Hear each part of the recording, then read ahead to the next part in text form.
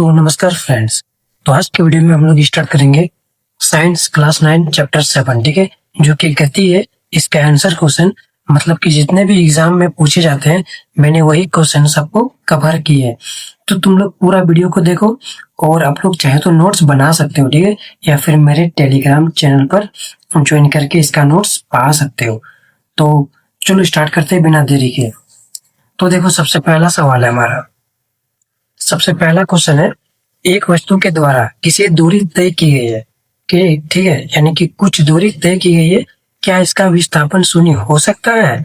अगर हाँ तो अपने उत्तर को उदाहरण द्वारा समझाइए। तो देखो, ये जितने भी प्रश्न मैंने यहाँ पे लिखे हुए हैं ये एग्जाम में पूछे जा सकते हैं, ठीक है। तो तुम लोग ध्यान से देखो वीडियो। तो देखो, इसका उत्तर है हाँ, विस्थापन शून्य हो सकता है यदि कोई वस्तु एवं वृत्ताकार पथ पर एक पूर्ण चक्कर के लिए गति करता है तो उसके लिए गति का प्रारंभिक बिंदु एवं अंतिम बिंदु एक ही होता है, अतः विस्थापन शून्य होता है।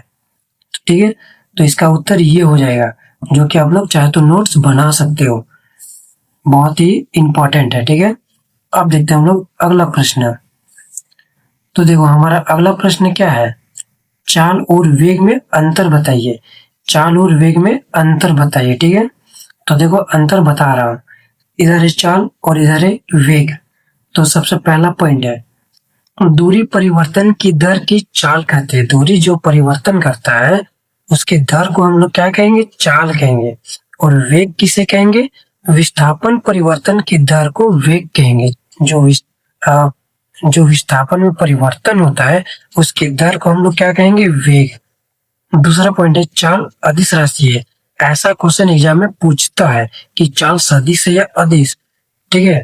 तो इसलिए ये याद कर लो, चाल एक अदिश राशि है और वेग एक सदिश राशि है, ठीक है। ये एग्जाम में पूछेगा ही पूछेगा किसी भी हालत में, ठीक है। ये पूछेगा ही, ये पूछ सकता है या फिर ये पूछ सकता है, जरूर पूछेगा, लिख लो कहीं पे। अगला पॉइंट है, गतिमान वस्तु का चाल शून्य नहीं होता है। तो गतिमान वस्तु का जो चाल होता है वो शून्य नहीं हो सकता है, ठीक है।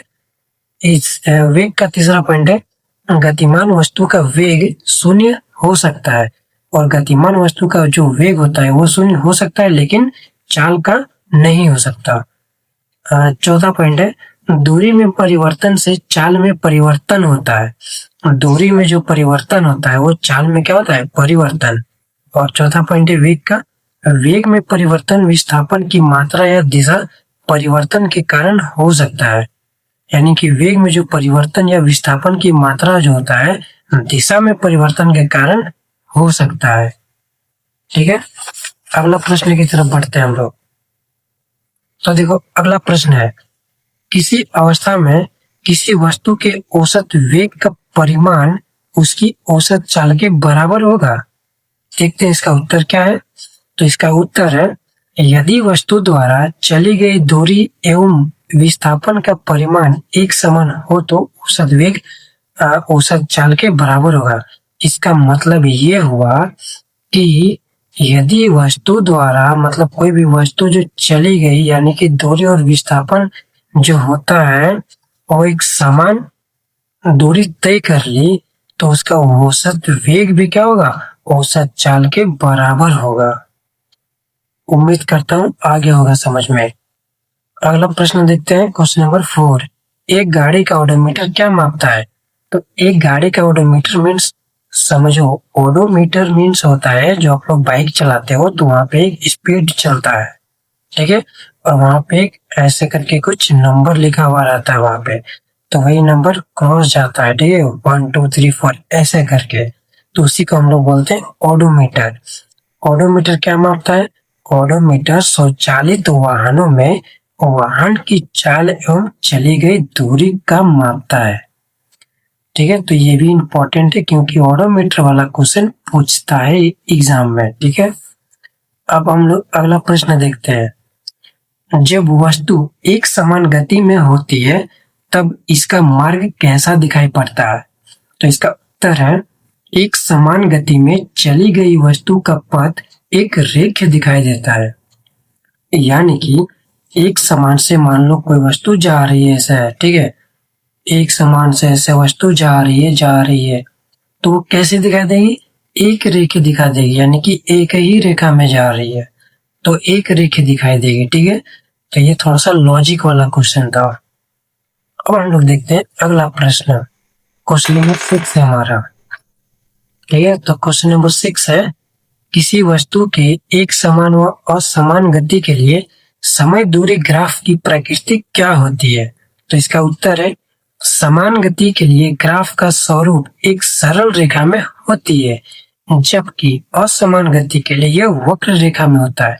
यानी कि जो एक समान गति का ग्राफ जो होता है और सरल रेखा के लिए सरल रेखा में होती है। ठीक है, जबकि असमान गति के लिए यह वक्र रेखा में होती है। तो उम्मीद करता हूँ आ गया होगा समझ में। अब हम लोग देखते हैं अगला प्रश्न। तो देखो अगला प्रश्न है, किसी वस्तु की गति के विषय में आप क्या कह सकते हो जिसका दूरी समय ग्राफ समय अक्ष के समानांतर एक सरल रेखा है? तो इसका उत्तर हो जाएगा, यह वस्तु विरामावस्था में है क्योंकि यह वस्तु समय के साथ स्थान परिवर्तन नहीं हो रहा है। तो ये क्वेश्चन उतना भी इम्पोर्टेंट नहीं है, बट आप लोग चाहो तो नोट्स बना सकते हो। अगला प्रश्न यहाँ पे देखते हैं। अगला प्रश्न क्या है हमारा? क्वेश्चन नंबर 8, किसी वस्तु की गति के विषय में आप क्या कह सकते हैं जिसका चाल समय ग्राफ समय अक्ष के समानांतर एक सरल रेखा है? तो देखो इसका उत्तर, यह वस्तु एक समान वेग से गतिशील है किंतु इसमें त्वरण का मान 0 है। देखो दोस्तों, मैंने यहाँ पे जितने भी क्वेश्चन को लिखे हुए हैं, ठीक है, मैंने खुद से लिखा हुआ है और ये जितने भी क्वेश्चन है एग्जाम में कहीं ना कहीं पूछ सकता है। टोटल 9 प्रश्न है यहाँ पे और एग्जाम में जरूर पूछेगा। ठीक, तो बिल्कुल भी इग्नोर नहीं करना इसको। अब देखो यहाँ पे लास्ट प्रश्न है हमारा, आखिरी सवाल, वेग समय ग्राफ के नीचे का क्षेत्र से मापी गई राशि क्या होती है? तो इसका उत्तर है, यह क्षेत्रफल वस्तु द्वारा दिए गए समय अंतराल में कुछ कुल चली गई दूरी के बराबर होता है। तो ठीक है फ्रेंड्स, तो यहाँ तक हो गया। जितने भी क्वेश्चन था सारा इम्पोर्टेंट क्वेश्चन था। ठीक है, तो आप लोग नोट्स बना लीजिए और यदि नोट्स चाहिए, ऑलरेडी नोट्स चाहिए, फ्री में चाहिए, तो हमारे टेलीग्राम या फिर व्हाट्सएप चैनल को ज्वाइन कर लीजिए। ठीक है, मैं पूरा 9 क्लास का बुक को पढ़ा दूंगा